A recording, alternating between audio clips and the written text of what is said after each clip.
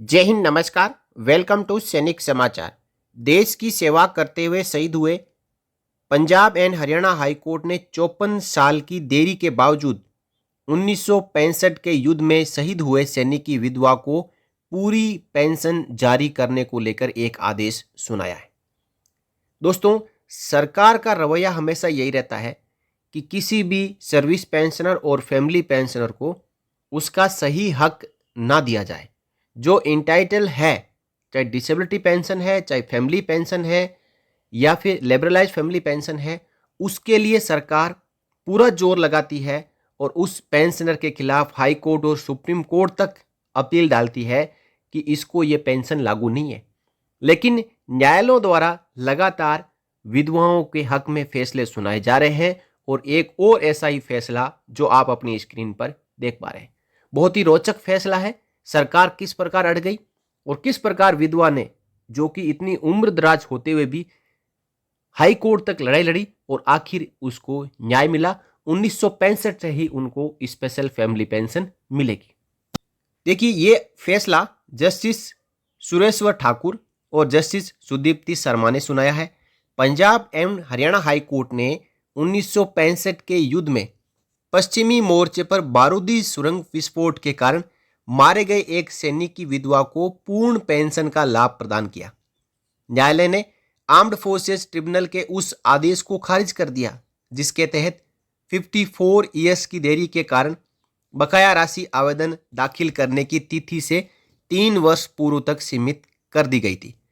दरअसल जो armed forces tribunal जब फैसला सुनाती है तो या तो वो एप्लीकेशन दायर करने की तारीख से या फिर एप्लीकेशन दायर करने के पिछले 3 सालों का बकाया ही देने को आदेश देती है। लेकिन Punjab and Haryana high court ने इससे आगे बढ़कर कहा कि इनको 1965 से, जब इनके सैनिक पति का देहांत हुआ है, वो शहीद हुए हैं, तब से लेकर अब तक इनको स्पेशल फैमिली पेंशन जारी करनी होगी। जस्टिस सुरेश्वर ठाकुर और जस्टिस सुदीप्ति शर्मा ने कहा, संबंधित सैनिक की मृत्यु पर इस प्रकार उसके जीवित परिवार के सदस्यों को पॉलिसी 2001 के अनुसार इसके लाभों की मांग करने का एक अपूरणीय अधिकार प्रदान किया गया। हालांकि केवल जो शहीद सैनिक की जीवित विधवा द्वारा उचित विवाह करने में देरी के कारण जो निर्विवाद रूप से राष्ट्र की सेवा करते हुए शहीद हो गया, उसे पॉलिसी के तहत परिकल्पित लाभों से वंचित किया गया है। आगे न्यायालय ने स्पष्ट किया कि 2001 में केंद्र सरकार द्वारा जारी नीति ने मृतक सैनिक की विधवा को असम्य अधिकार प्रदान किया तथा कार्रवाई का कारण आवर्ती व निरंतर प्रकृति का है, इसलिए देरी का लाभ का दावा करने पर कोई प्रभाव नहीं पड़ता। इसमें न्यायालय ने कहा कि जो लाभार्थी है, जो विधवा है, उसने लगातार प्रयास किए, इसलिए इसको देरी नहीं माना जाएगा। देरी और गलती सरकार की है कि उसने उनको लाभ नहीं दिए। यह याचिका युद्ध विधवा अंगूरी देवी द्वारा आर्म्ड फोर्सेस ट्रिब्यूनल द्वारा पारित आदेश के उस भाग को रद्द करने के लिए दायर की गई थी जिसके तहत जो लिबरलाइज्ड फैमिली पेंशन के बकाया को आवेदन दाखिल करने की तिथि से 3 वर्ष पहले तक सीमित कर दिया गया।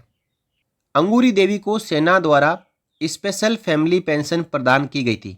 1972 में सरकार ने 1947 के बाद से सभी अभियानों को कवर करते हुए पूर्वव्यापी प्रभाव के साथ एक नई पॉलिसी शुरू की जिसमें वित्तीय प्रभाव और 1 फरवरी 1972 से बकाया के साथ लिबरलाइज्ड फैमिली पेंशन नामक उच्चतर यानी हायर पेंशन राशि प्रदान की गई। जब नीति जारी की गई तो याचिकाकर्ता के पति की 1965 में ही मृत्यु हो चुकी थी, लेकिन पॉलिसी का लाभ याचिकाकर्ता अंगूरी देवी को नहीं दिया गया था। इसके बाद 2001 में केंद्र सरकार ने 1 जनवरी 1996 से लागू एक और पॉलिसी जारी की जिसमें खदान विस्फोटों के कारण होने वाली डेथ और डिसेबिलिटी सहित परिचालन मौतों में बढ़ी हुई मृत्यु और विकलांगता लाभ प्रदान किए गए, जिसके परिणाम स्वरूप लिबरलाइज्ड फैमिली पेंशन प्रदान की गई। लेकिन इस पॉलिसी में एक कट ऑफ डेट थी और इसे केवल 1 जनवरी 1996 के बाद होने वाली डेथ और डिसेबिलिटी के मामलों में लागू किया गया। हालांकि नागरिक हताहतों के मामले में इसे 1996 से पहले और बाद के दोनों मामलों पर लागू किया था।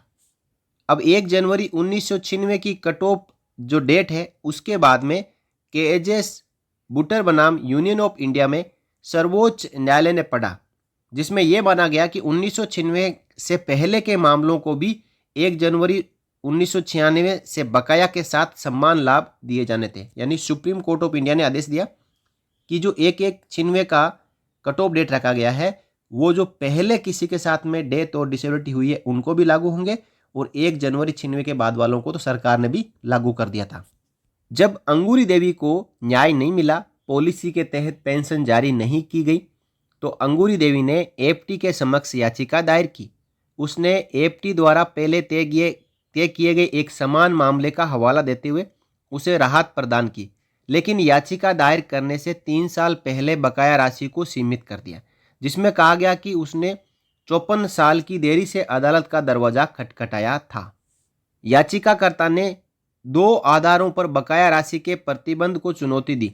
सबसे पहले ये अधिकारियों का कर्तव्य था कि वे उसकी पेंशन स्वयं जारी करें, और सर्वोच्च न्यायालय ने स्पष्ट कर दिया था कि इस तरीके के लाभ 1 जनवरी 1996 से दिए जाएंगे। और दूसरी बात, पहले के मामलों में ऐसा कोई प्रतिबंध नहीं लगाया गया था, जिस पर एपटी ने उसे राहत देने के लिए भरोसा किया था, जो केएजेएस बुटर के मामले में सर्वोच्च न्यायालय के फैसले पर भी आधारित था।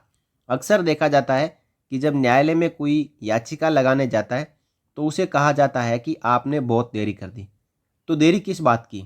याचिकाकर्ता अपना जो हक है उसे लेने के लिए ही तो आर्म्ड फोर्सेस ट्रिब्यूनल या हाई कोर्ट या सुप्रीम कोर्ट में जाता है।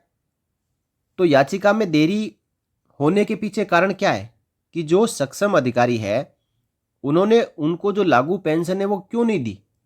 यदि पेंशन समय पे दे दी जाती तो ना तो एपटी में याचिका डालनी पड़ती और ना ही एक विधवा को इस प्रकार परेशान होना पड़ता। जो पेंशन सैंक्शनिंग एजेंसीज और डिस्बर्सिंग एजेंसीज है उनको चाहिए कि पेंशनर्स के जो राइट्स है वो उनको समय पे दे दिए जाए, ताकि इस प्रकार की जो लिटिगेशंस है, जो याचिकाएं हैं, वो न्यायालय में डालने की आवश्यकता ही नहीं रहेगी।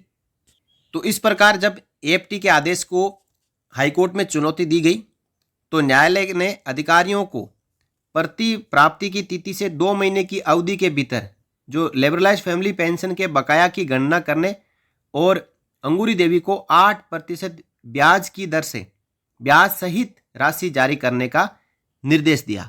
आप इस केस को अंगूरी देवी बनाम union of India and others से Punjab and Haryana high court की वेबसाइट पर सर्च कर सकते हैं और उसको आप स्टडी कर सकते हैं। अब इस मामले में पहले इसी तरीके का एक फैसला है सुप्रीम कोर्ट ऑफ इंडिया द्वारा सुनाया जा चुका है, और अब यह पूरी संभावना है कि केंद्र सरकार अंगूरी देवी को न्याय नहीं देने वाली है। वो सुप्रीम कोर्ट ऑफ इंडिया में याचिका दायर करेगी। तो सुप्रीम कोर्ट ऑफ इंडिया भी तैयार बैठे हैं। जैसे ही याचिका वहाँ पे जाएगी तो सुप्रीम कोर्ट ऑफ इंडिया द्वारा पहले तो सरकार के ऊपर फाइन लगाया जाएगा एक विडो को परेशान करने के लिए, और उसके बाद जो Punjab and Haryana high court का आदेश है उस आदेश को सही ठहराया जाएगा। लेकिन ये सब कुछ पता होने के बावजूद भी रक्षा मंत्रालय और भारत सरकार सुप्रीम कोर्ट ऑफ इंडिया में इस फैसले के खिलाफ जाके अपील दायर करेगी और वहाँ पे उनको हार मिलेगी, अंगूरी देवी को जीत मिलेगी। इतना लंबा संघर्ष 54 साल हो चुके हैं, अब उनकी उम्र कम से कम 80 साल के लगभग होगी, और 2-3 साल सही, लेकिन अंगूरी देवी अपना न्याय लेके जरूर रहेगी।